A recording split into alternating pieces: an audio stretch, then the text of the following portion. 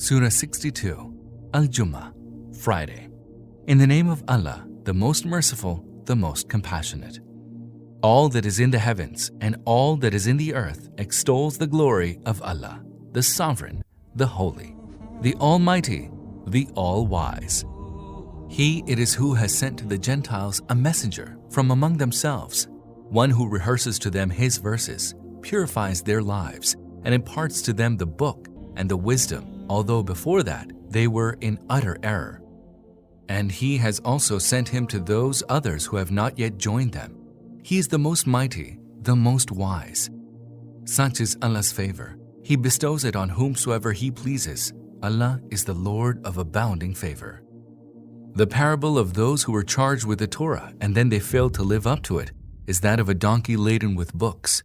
Even more evil is the parable of the people who gave the lie to the signs of Allah.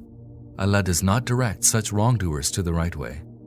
Tell them, O you who have become Judaized, if you arrogantly fancy that you are Allah's favorites to the exclusion of all people, then wish for death if you are truthful in your claim.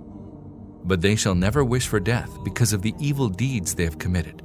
Allah is well aware of these evildoers.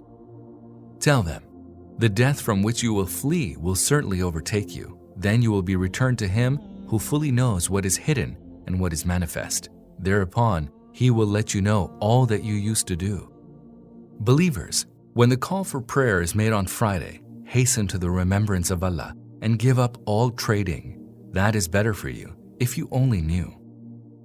But when the prayer is ended, disperse in the land and seek Allah's bounty, and remember Allah much so that you may prosper. Yet no sooner than they saw some trading or amusement, they flocked to it and left you standing by yourself. Tell them, that which is with Allah is far better than amusement and trading. Allah is the best provider of sustenance.